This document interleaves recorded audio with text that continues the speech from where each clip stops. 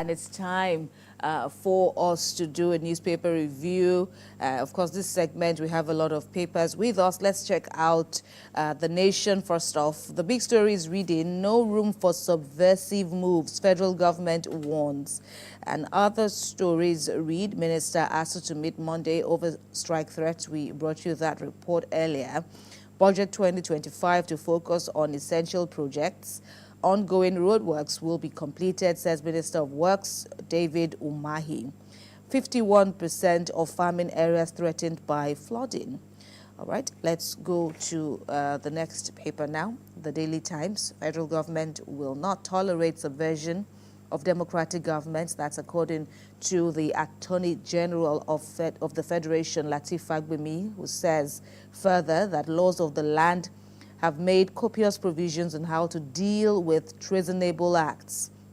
Tinubu congratulates Justice Ariwola, who exited on Thursday as the CJN over a successful public service career.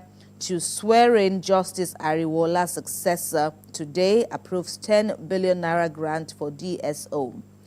Chief of Army Staff orders investigation into alleged killing of 3 locals' cattle in Kaduna State. ICPC warns against undermining Supreme Court's judgment on LG autonomy. Angry Chinese investor seizes another jet from Nigeria and Canada. FG to prosecute foreigners funding banditry for economic sabotage.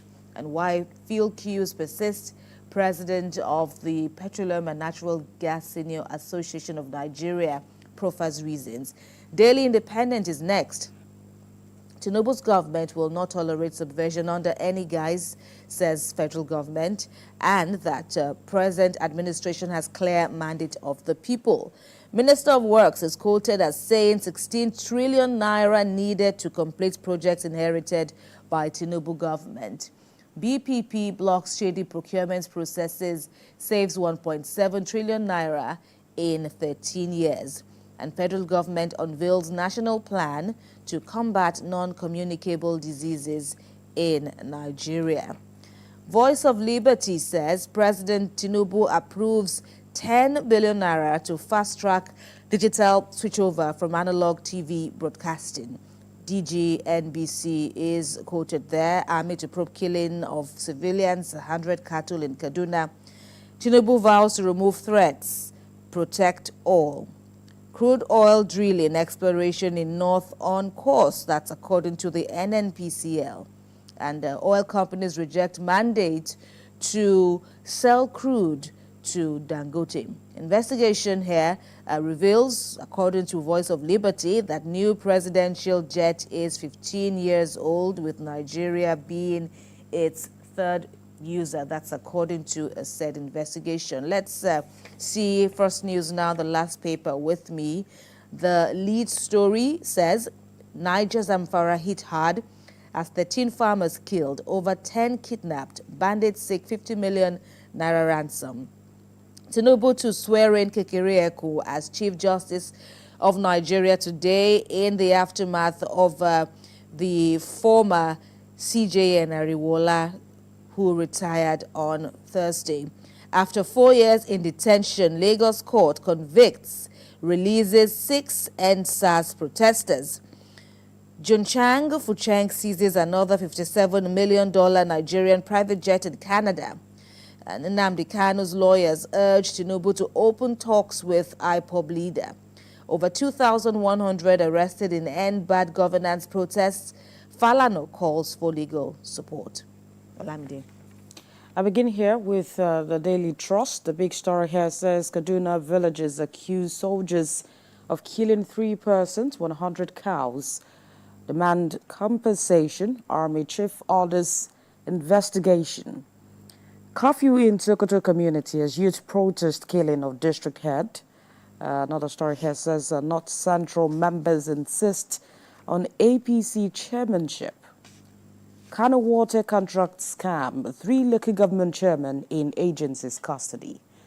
National Hospital plans VIP section for president.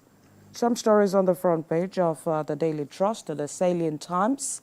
Over 60 billion naira spent to truncate democracy through the end bad governance protests. That's according to the Kaduna State Governor. And a picture story here says, shows Olukayode Ariwola on Thursday retiring from his position as the Chief Justice of Nigeria after attaining the age of 70. Undemocratic change of Tinubu's government will not be tolerated. It is treason. That's according to Lateef Fagbemi, SCN.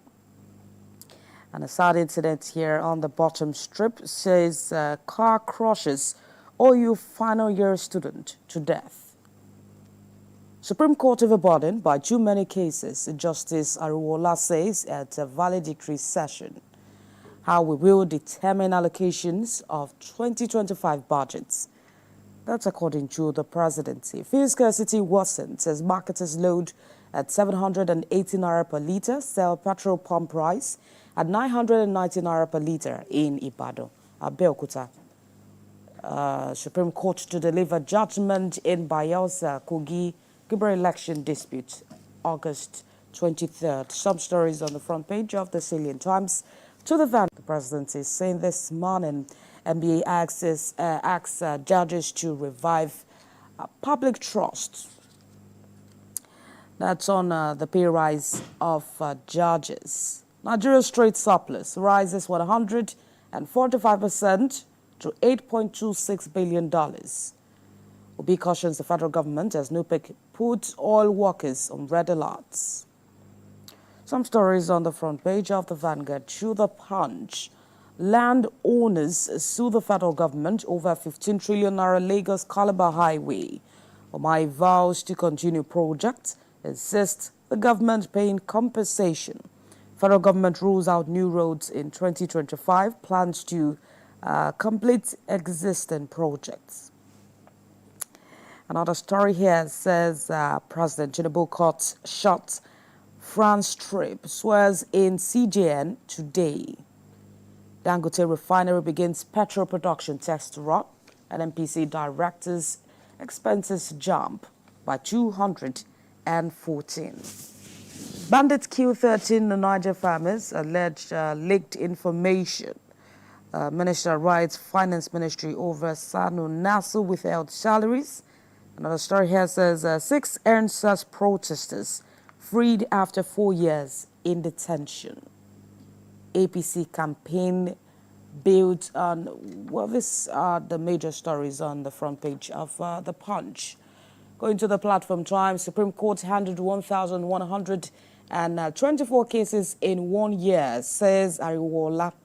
Tears tributes as Reverend Fola Achidome is laid to rest in Abeokuta. Sad one there.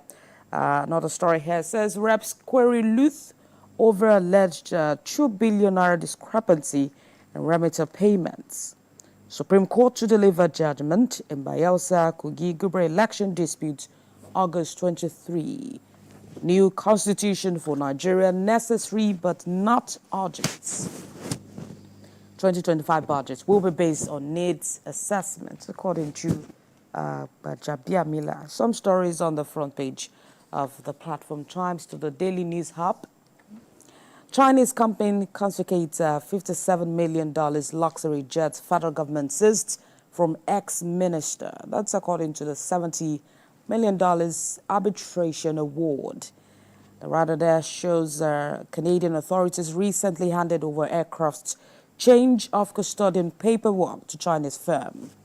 Aircraft first seized from Itete in 2016. Local international security agencies hunting for Yahaya Bello. The FCC says the ex-Kogi governor must be brought to justice. The federal government will not tolerate subversive activities, AGF Fagbemi warns. Ex-Lagos police spokesperson needs 25 million naira for a transplant. Sad one there. CGN Ariwola retires, signs off on new Supreme Court rules. Some stories on the front page of the Daily News Hub. To Nigeria NewsDirect. Again, Chinese firm takes over another Nigerian jet in Canada. Ogun pays 100 million naira to 86 retirees. And a feature story here says 4 things you did not know about the soon-to-be sworn-in CJN Kekere. That's on page 3 of the Nigerian NewsDirect this morning. Some stories on the front page of the Nigerian NewsDirect. To the business day, cost of living crisis eases as prices of gari, potato, tomato drop. Federal government prescription cannot cure Jagba fever. That's in reaction to healthcare professionals leaving Nigeria despite the federal government's effort to retain them.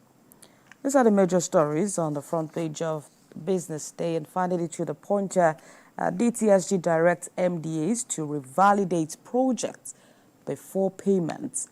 Purpose not to witch hunt civil servants. That's according to the special advisor to the governor on project monitoring and audits. Good news, Agui, according to special advisor to the Delta State governor, rather. Economic empowerment goal of renewed hope agenda, according to the First Lady Remi Tinubu, as Delta support scheme with 50 million naira appreciates Obaravori and his wife. These are the major stories on the front page of the pointer, Kemi.